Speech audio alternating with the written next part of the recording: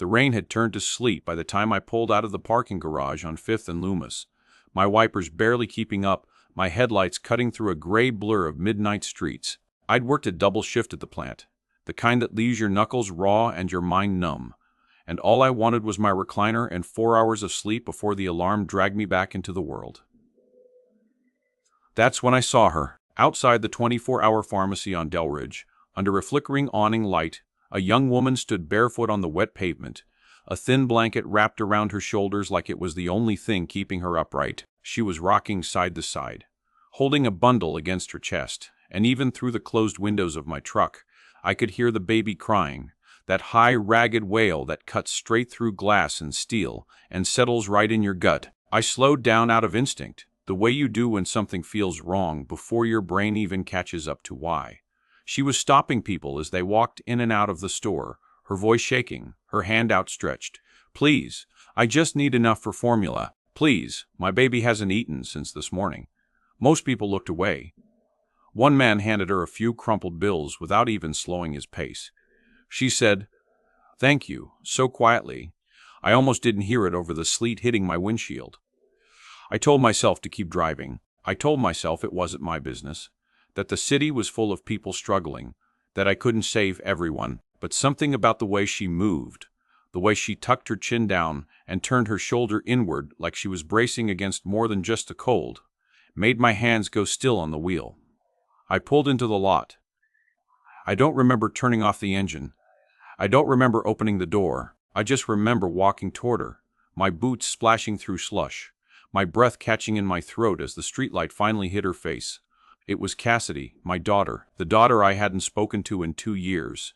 Since the night she screamed that I'd ruined her life and slammed the door of my house so hard the frame cracked. The daughter whose voicemail I used to listen to, just to remember what she sounded like, standing there, 20 pounds thinner, her cheekbones sharp enough to cut glass, her lips cracked from the cold, holding a baby I didn't even know existed. She looked up. Our eyes met, and for 3 full seconds neither of us said a single word. Her mouth opened like she wanted to run, but her legs didn't move. The baby wailed again, and instinctively her arms tightened around the tiny bundle, protective, desperate. I took a step closer, my voice barely a whisper. "Cassidy?" She flinched like I'd struck her. Then, in a voice cracked from cold and something heavier, something that sounded like shame mixed with terror, she said 4 words that made every hair on my arms stand straight up. I'm not going to tell you what those 4 words were yet, because what she said next, once I got her into my truck, once I wrapped my coat around that crying baby, is the part that's going to make your blood boil the same way it made mine. But before I get there, hit subscribe so you don't miss where this goes, and drop a comment telling me what city or country you're watching from tonight. I read every single one. Now, let's go back to 2 years earlier, to the night everything between me and my daughter fell apart. My name is Walter Race, and thank you for listening. And thank you for listening, and this shorting will be used to capture the next world that keeps freight moving through ports, warehouses, and border crossings without anyone noticing until something goes wrong. I started as a night shift dispatcher in Newark, tracking 18-wheelers full of pharmaceuticals and electronics, and I ended my career as a senior logistics and security consultant for 3 Fortune 500 supply chains, the kind of job where your name never appears in the news, but your phone number is saved in the contacts of federal agents, private investigators, and men who used to wear badges and now wear suits. I built relationships with people who could find out where a shipment disappeared to, or where a person disappeared to, and I never had to raise my voice to get answers. That kind of quiet power becomes part of you. It also becomes the thing that separates you from your own child, if you let it. Cassidy was born on a Tuesday in March, 3 weeks early, and I remember standing in the hospital hallway in my work boots because I'd driven straight from a warehouse audit in Bayonne, still smelling like diesel, holding a stuffed elephant I'd bought from a gas station because I didn't have time to find anything better. She grabbed my finger before she even opened her eyes, and something in my chest cracked open that I didn't know was sealed shut. For the first 10 years of her life, I was the dad who built her a treehouse with a working pulley system, who taught her how to read a compass before she could read a chapter book, who let her ride in the passenger seat of company trucks on Saturday mornings, while drivers taught her CB radio lingo. She used to call me on the walkie-talkie I gave her, "Breaker, this is Little Wolf," calling Big Wolf, and I'd answer no matter what meeting I was in. But I traveled. God, I traveled. 40, sometimes 50 weeks a year, chasing supply chain fires from Charlotte to Long Beach, and somewhere in there, being present started to mean writing checks instead of showing up. I missed her 7th grade science fair because I was in Rotterdam, settling a customs dispute. I missed her 16th birthday because a shipment of surgical equipment got held at a Texas border crossing and lives depended on me fixing it by morning. I told myself the work mattered more because it kept people safe, kept companies solvent, kept my name valuable. I never once asked if it kept my daughter feeling loved. Her mother, my wife Diane, died of ovarian cancer when Cassidy was 19, and I remember standing at the funeral thinking I finally had time now, time to be the father I promised myself I'd become once I retired. Cassidy stood 3 feet away from me at that grave and never once reached for my hand. I told myself grief does strange things to people. I told myself she just needed space. I was wrong about both, and I wouldn't understand how wrong until the night everything broke completely. The night she walked out of my house and didn't look back. The night that started with 4 words. I never should have said to a grieving 22-year-old girl who just told me she was pregnant and alone. Those 4 words were, "Get rid of it." I said them before my brain caught up with my mouth, before I understood that grief had turned me into a man I didn't recognize. Cassidy stared at me like I'd struck her. Then she picked up her coat and walked out into a November rain, and that was the last quiet moment we ever had, because everything after that got loud. Derek showed up 6 weeks later, and I want to tell you I saw the danger in him immediately, that some instinct honed over decades of reading people warned me. It didn't. He was charming in the practiced way of men who've learned exactly which words open doors. He shook my hand too long, complimented my house, called me sir, 3 times in the first 5 minutes. My late wife would have seen through him in 10 seconds. I took almost a year. The signs came slowly. Cassidy stopped answering texts within her usual few minutes and started taking hours, sometimes a full day. She stopped wearing the blue coat I'd bought her for her 20th birthday because Derek said it made her look try hard. She laughed less. She apologized more for things that didn't need apologizing for.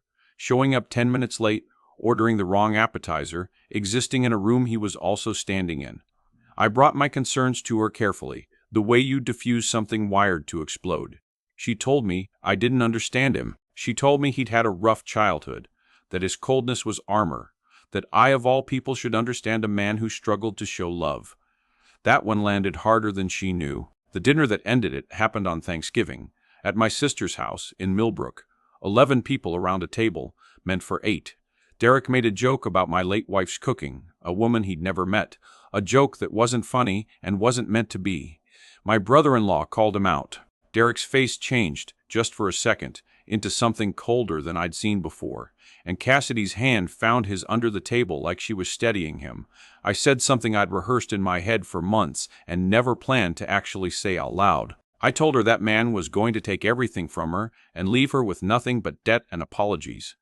I told her I could see it because I'd spent 30 years learning to see exactly that kind of man coming from a mile away. Derek stood up so fast, his chair hit the wall. Cassidy stood up faster, and what she said next still echoes in that house every time I visit. She said I'd never once looked at her boyfriends, at her choices, at her life without measuring them against some invisible standard I never explained. She said I was cold long before Derek was ever cold to anyone, and that at least he told her when he loved her, which was more than she could say for me. Then she took his hand, walked to the coat closet, and left without her purse, which I still have, sitting in a drawer, untouched, 2 years and 4 months later. She blocked every number I had for her within a week. My calls went straight to voicemail boxes that were suddenly full. Letters came back unopened. My sister heard through a mutual friend that they'd moved into an apartment 40 minutes outside the city, then heard nothing at all after that, as if Cassidy had simply stepped off the edge of a map I could no longer read. The wind cut sideways off the parking lot, and I made myself move before my legs remembered how to run away instead of forward. Cassidy hadn't seen me yet. She was rocking the baby against her chest, whispering something I couldn't hear, her lips cracked and pale under the sodium lights. I said her name once, quietly, like it might shatter if I said it too loud. She turned, and the coffee cup a stranger had just pressed into her hand hit the pavement. For 3 full seconds, neither of us spoke. I watched 26 months of silence rearrange itself behind her eyes. Shock, then something that looked almost like shame, like she wanted to fold herself smaller and disappear into the pharmacy wall. The baby let out a thin, exhausted cry, and that sound broke whatever was holding her together. Dad, just that. Then she was crying so hard her whole body shook, and I closed the distance and put my arms around both of them before I could think about whether I still had the right to. I got her into my car, cranked the heat, and she just sat there hugging the baby like someone might try to take her. It took almost 10 minutes before she could talk without her voice collapsing.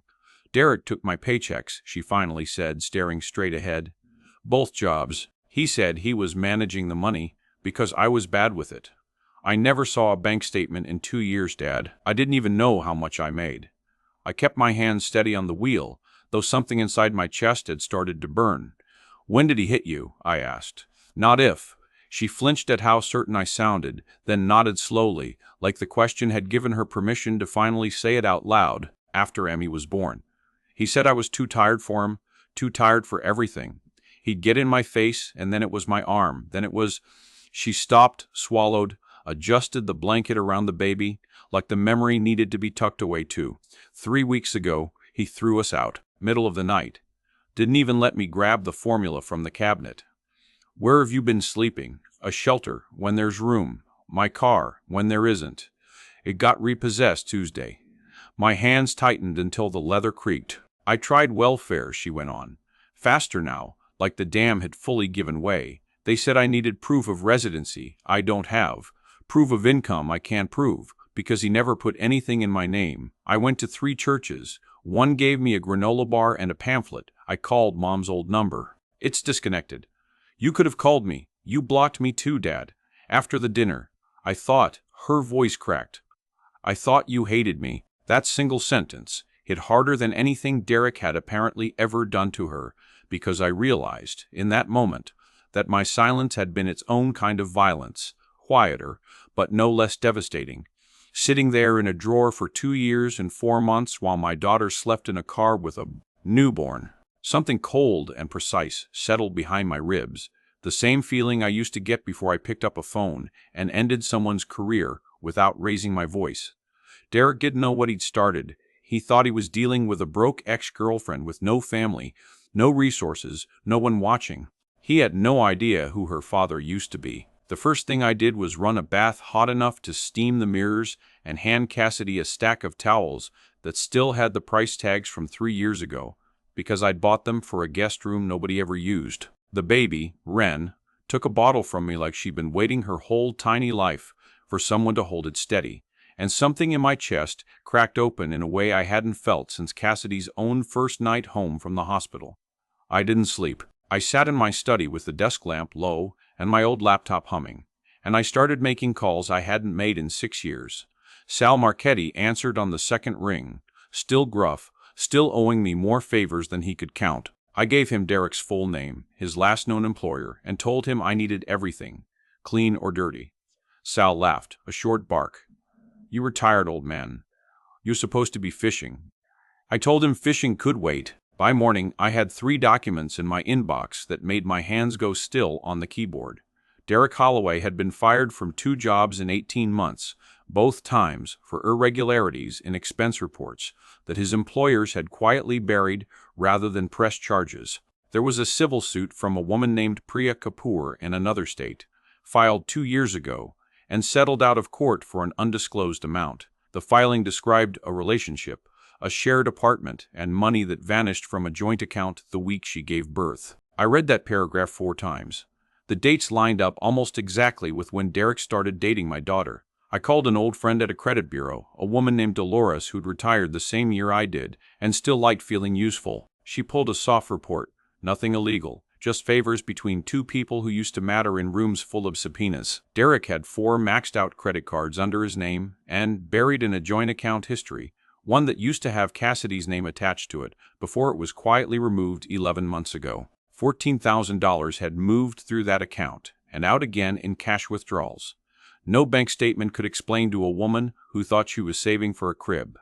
Then came the piece that made the cold thing behind my ribs turn to something sharper. A woman named Renata Ochoa had filed a police report 8 months ago accusing Derek of taking out a personal loan in her name without her knowledge, forging a signature that looked close enough to hers to pass a distracted bank teller. The case had gone nowhere. No lawyer, no money, no family standing behind her. Just like Cassidy would have been, if I hadn't happened to be driving down Fifth that night. I printed everything. I laid it across my kitchen table like a case file, because that's exactly what it was, and stared at the pattern until it stopped looking like bad luck and started looking like a method. Find someone isolated. Take her name, her trust, her money. Push her out before anyone asks questions. Move to the next one. Upstairs, I could hear Cassidy walking Ren back and forth across the guest room floor, humming something low and off-key that I recognized from her own childhood. I sat there with 3 women's names in front of me, 3 broken accounts, one pattern of a man who thought he'd never have to answer for any of it. I picked up my phone and started a new list. Names, numbers, people who still remembered what I used to be capable of. The list took me 6 days to finish. 6 days of coffee gone cold, of phone calls made from the back porch, so Cassidy wouldn't hear the tone in my voice, the tone that used to make grown men in expensive suits wet through their shirts during depositions. Marcus from the old fraud division still worked contacts at 2 banks. Reyna, who used to run surveillance logistics for me, now consulted for a private investigations firm 3 counties over. Neither of them asked why I was calling after 4 years of silence. They just asked where to send the files. What came back was worse than I expected. Derek Holloway wasn't just cruel to Cassidy. He had 2 other women on paper trail stretching back 9 years, both of them young, both of them isolated from family before he moved in, both of them left with nothing once he drained their credit and their trust. One woman in Ohio had a restraining order that expired because she couldn't afford the renewal filing fee. Another had disappeared from public records entirely, and that one kept me up past midnight, staring at a blank spot on a map where a person used to be. I didn't go to the police first. I went to his mother. Linda Holloway lived in a tidy brick ranch 40 minutes north, the kind of house with a wreath on the door in every season. She answered in a cardigan, confused, polite, the way people are before they understand what's about to land on them. I laid the folder on a kitchen table. Bank statements, the eviction notice Derek had filed against his own girlfriend and infant daughter, a photo of Ren's hospital bracelet from the night Cassidy had begged for formula outside a pharmacy because he'd emptied their account. Linda didn't defend him. She cried, hard, the kind of crying that comes from finally seeing something you'd spent years refusing to look at directly. I knew, she said. I knew, and I told myself it wasn't my business. Then she gave me his current address, his work schedule, and the name of the woman he was already seeing. I met Derek outside his apartment complex 2 days later, in broad daylight, in front of witnesses, because men like him only understand consequences when there's an audience. He recognized me before I said a word. Something in his face flickered. Calculation, then fear. You've got a lot of nerve, he started. I didn't raise my voice. I've got the Ohio case number. I've got Marisol's bank records. I've got your mother's statement. And I've got a detective at the county fraud unit who's very interested in meeting you. He tried threats first, then charm, then, when neither worked, he simply went quiet, which told me everything about the kind of coward he really was underneath all that noise. The charges took weeks to move through the system. Wage theft, fraud, 1 count tied to falsified loan documents in another woman's name. He wasn't going to prison for decades. Men like Derek rarely do, but he lost his job when his employer got the subpoena. Lost the apartment, lost whatever illusion of respectability he'd been running on. Back home, none of that mattered as much as the small things. Cassidy sleeping through the night for the first time in months. Ren gripping my finger during her 2 a.m., feeding while Cassidy dozed on the couch, finally trusting someone else to hold the weight for a while. I wasn't rebuilding the man I used to be. I was building something new, slower, quieter. A father who showed up instead of one who simply provided. And for the first time in 2 years, when Cassidy looked at me, there was no flinch in it at all. 3 weeks into that quiet routine, a black sedan I didn't recognize parked across the street from my house for the 2nd morning in a row. I noticed it the way you notice a splinter before you feel the pain. Small, easy to ignore, impossible to forget. I'd spent 30 years reading rooms, reading streets, reading the small details other people walked past. That car was wrong. Tinted windows, no plates from this county. Engine running even when nobody got out. I didn't say anything to Cassidy.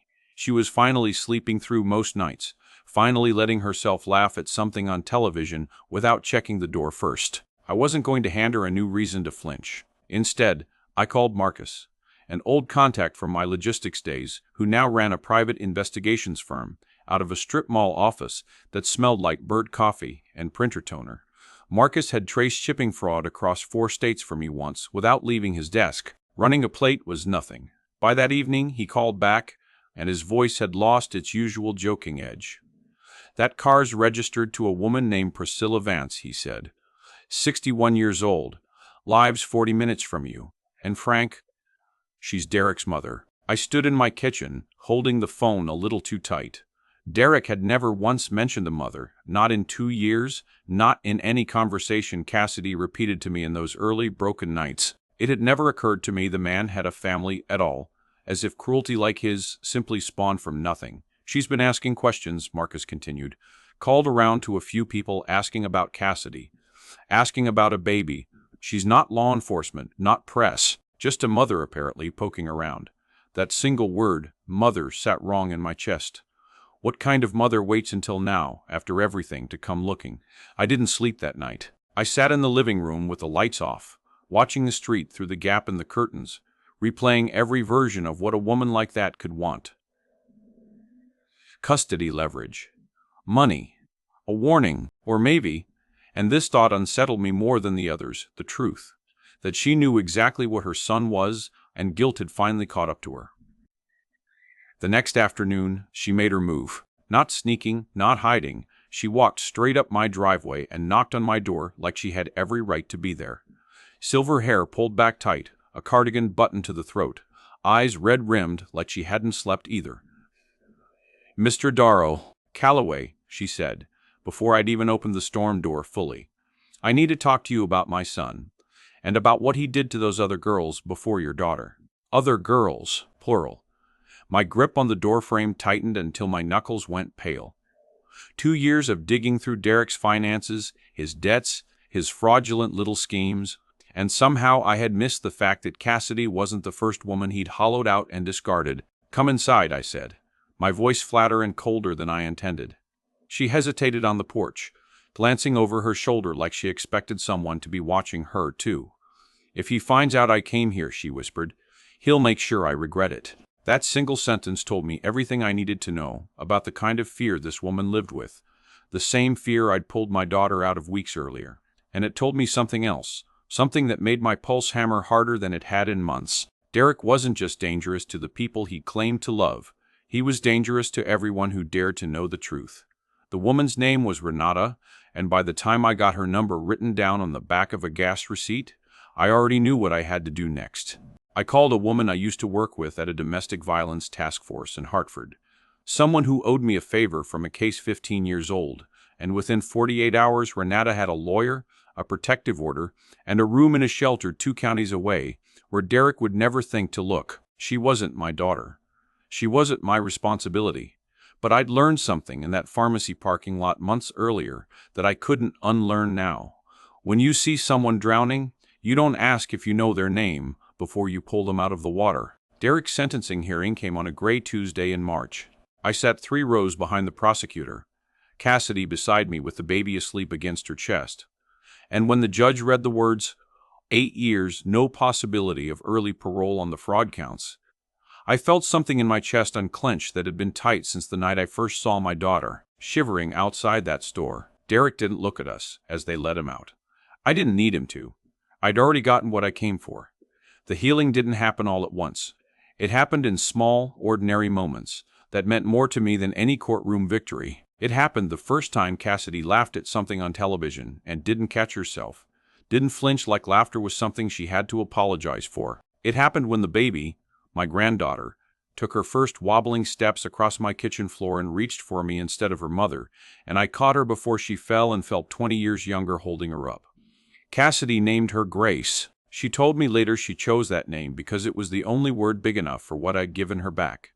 We don't talk about Derek anymore. We don't need to. What we talk about now is simple things, preschool applications, whether Grace prefers peas or carrots, the small apartment 2 blocks from mine that Cassidy moved into last month, with money she earned herself, working a job she found herself, rebuilding a life that is entirely, finally, hers. Some nights she still calls, just to hear my voice, the way she used to when she was 7 years old and scared of thunderstorms. I always pick up. I will always pick up. I spent 2 years thinking my daughter had chosen to disappear from my life. I was wrong. She'd been buried, and it took nearly losing everything for either of us to dig her back out. If there's one thing I'd want you to carry away from this, it's that estrangement isn't always what it looks like from the out.